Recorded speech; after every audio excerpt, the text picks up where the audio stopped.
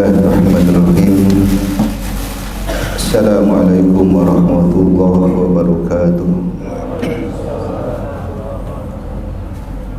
Hamdan wa syukran lillah alladzi an'amana bi ni'matil imani wal islam wa amarna bi ittiba'i war rasul. Asyhadu an la ilaha illallah wahdahu la syarika lah wa asyhadu anna Muhammadan abduhu wa rasuluh. Allahumma shalli ala Muhammadin wa ala alihi wa sahbihi ajma'in. Qala Allah ta'ala fil Qur'anil Karim, ya ayyuhallazina amanu taqullaha haqqa tuqatih wa la tamutunna illa wa antum muslimun. Hadirin wal hadirat jamaah salat isya dan tarawih yang mudah-mudahan dimuliakan Allah Subhanahu wa taala. Ada satu fenomena yang mungkin fenomena ini merupakan fenomena akhir zaman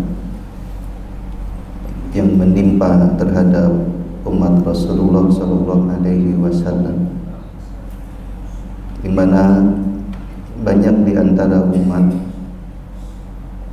yang sudah melalaikan akan ajaran agamanya,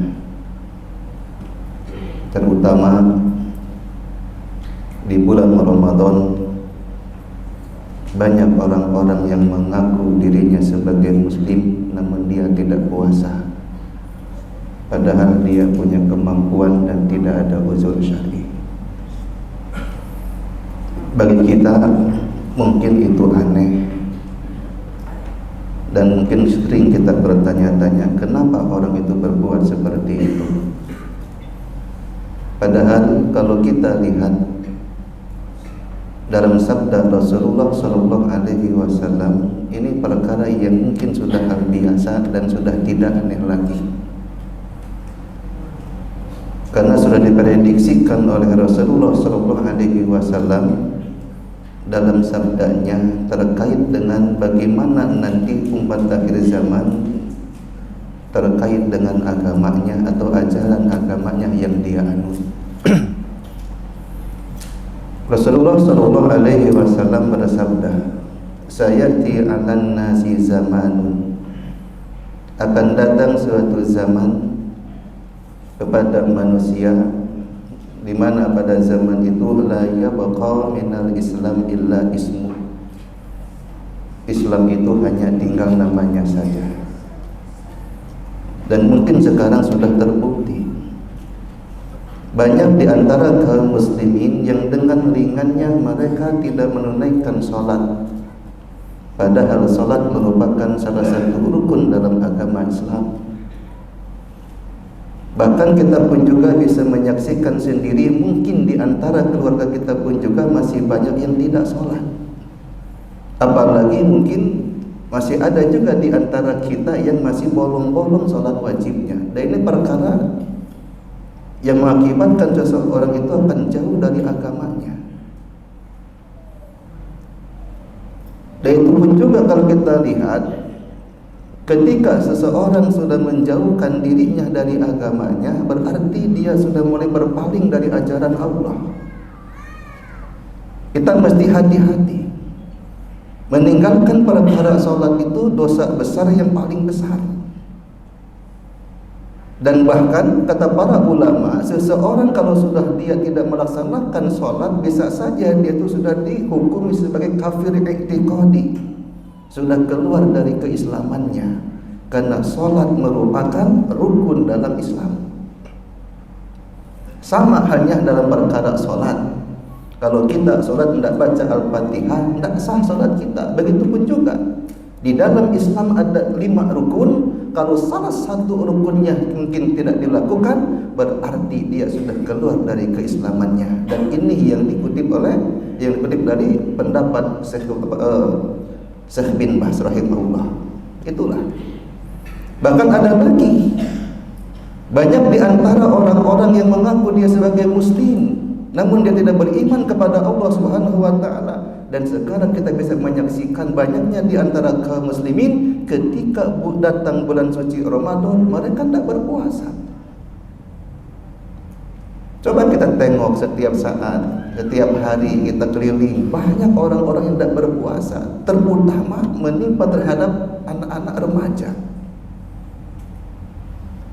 Itu hal yang sudah biasa. Padahal dirinya tidak sakit, dia sehat, tidak ada uzur syar'i. Ketika seseorang sudah melanggar suatu ajarannya dengan sengaja, maka dia telah melakukan dosa besar. Dan dia wajib harus bertobat kepada Allah Subhanahu wa taala. Ada lagi contoh yang lain, misalkan yang menimpa terhadap kaum perempuan yang mengaku dirinya sebagai muslimah, tapi dia tidak mau diatur oleh hukum Allah, oleh aturan Allah. Sebagai contoh, ketika Allah Subhanahu wa taala memerintahkan kepada para wanita yang sudah akil baligh agar dirinya menutup aurat. Tapi kita bisa menengok sekarang hampir di mana-mana kita bisa sulit untuk membedakan mana orang kafir, mana orang muslim. Karena yang membedakan kata Rasulullah SAW, yang membedakan kata Allah Subhanahu wa taala, yang mana dia kafir atau muslimah dilihat dari tata cara berpakaian. Lihat dalam surah Al-Ahzab ayat 59, kata Allah, ya ayyuhan nabi, wahai nabi, qul li azwajika wa banatika wa nisa'il mu'minin. Hai nabi, katakanlah kepada istri-istrimu, anak-anak perempuanmu dan kaum muslimah agar mereka mau untuk menutupi auratnya. Dzalika yu'rafna, agar kamu bisa mengenal di antara mereka. Arti mengenal di sini kata para ulama ahli tafsir, agar kalian bisa mengenal mana muslimah, mana kafirah, mana orang muslim, mana orang kafir, kan gitu.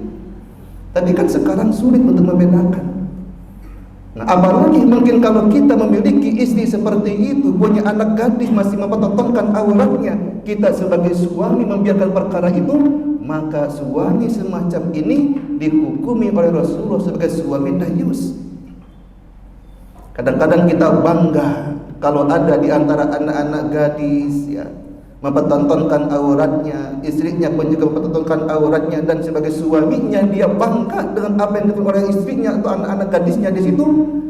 Inilah mungkin yang disebut dengan dayus. Ketika Rasul ditanya oleh Umar bin Khattab, ya Rasulullah, ma huwa dayus? Apa itu dayus? Rasul menjelaskan terkait dengan dayus, kata Rasulullah, suami yang dayus itu adalah la yadkhulnal jannah wa la yajidna rihaha.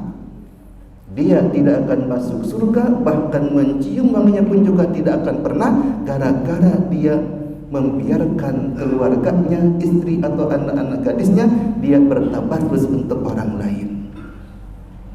Ini salah satu fenomena yang kita lihat zaman sekarang terkait dengan banyaknya orang ini yang mengaku muslim, namun dia tidak mau diatur oleh aturan Allah dan Rasulnya. Yang kedua, wala yabqa minal Qur'an illa rasmuh. Al-Quran hanya tinggal rasamnya saja. Saya yakin hampir setiap kaum muslimin pasti memiliki yang namanya kitab suci Al-Quran di rumahnya masing-masing. Tapi kebanyakan Al-Quran itu hanya sebagai pajangan di etalase-etalase, tidak pernah dia baca. Padahal kalau kita mungkin tahu terkait dengan keutamaan membaca Al-Quran, pasti orang ini akan berlomba-lomba untuk membaca Al-Quran, apalagi yang namanya di bulan suci Ramadan. Kita banyak mengambil sebuah pelajaran dari para ulama seperti Imam Syafi'i. Dalam satu bulan beliau bisa sampai 30 kali khatam Al-Quran. Itu Imam Syafi'i. Bagaimana mungkin dengan kita? Apakah dalam satu tahun ini kita bisa khatam Quran minimal 1 kali saja? Kalau mungkin kita belum mampu untuk menghatamkan Al-Quran dalam 1 tahun, niatkan dari sekarang kita harus hafal Quran, harus khatam Al-Quran.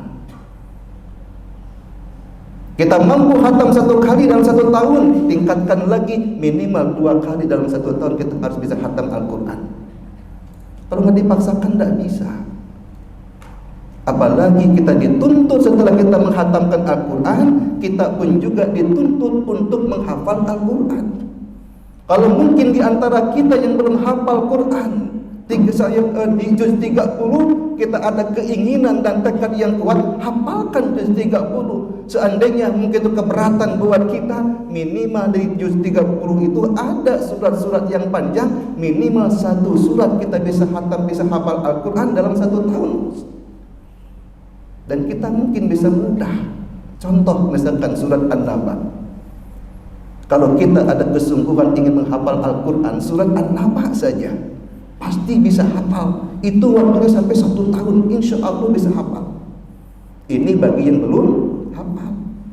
Niatkan dari sekarang, insya Allah kalau ada keinginan kuat, tekad yang kuat, kita berazam kepada Allah agar kita bisa hafal Al-Quran. Minimal juz 30 atau minimal 1 surat dalam 1 tahun kita bisa hafal Al-Quran.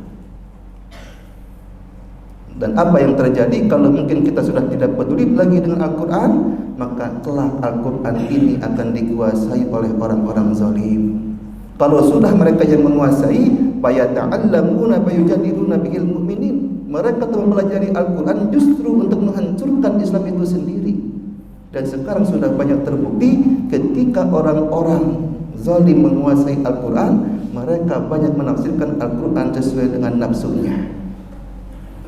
Dan yang terakhir adalah Rasulullah memprediksikan terkait dengan wa masajidukum amiratun wa hiya kharubu minal huda. Masjid-masjid dibangun dengan biaya yang super mahal, yang mewah luar biasa, namun kosong dari hidayah. Tidak ada yang memakmurkan di masjid itu. Bahkan dalam riwayat yang kata Rasulullah, wa masjidu fi nadi qaumin lam yusalli bih. Kalian akan menyaksikan akan ada masjid-masjid yang berdiri di perkampungan-perkampungan, di perkomplekan-perkomplekan, namun tidak ada orang yang mau sholat di masjid itu. Artinya hanya segelintir orang saja. Kemana yang lainnya? Kan itu yang terjadi.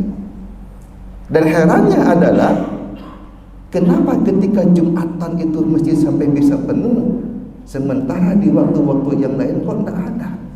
Kita ini kemana gitu? Datang waktu subuh, kita kok tidak mau ke masjid. Tapi ketika Jumatan itu datang di situ, padahal semuanya wajib. Subuh pun juga wajib, sholat wajib. Asyar atau zuhur pun juga wajib. Tapi kenapa tidak ada kita di situ? Cuman ketika ada Jumatan doang. Ini menandakan iman kita belum sempurna. Oleh karena itu mudah-mudahan dengan adanya tauhid semacam ini menjadi perlindungan bagi kita, dan mudah-mudahan juga kita mohon kepada Allah Subhanahu wa taala agar diringankan untuk menjalankan ketaatan kepadanya. Demikian, mudah-mudahan ada manfaatnya. Aku qauli hadza wa astaghfirullah wa lakum wal afu minkum. Assalamualaikum warahmatullahi wabarakatuh.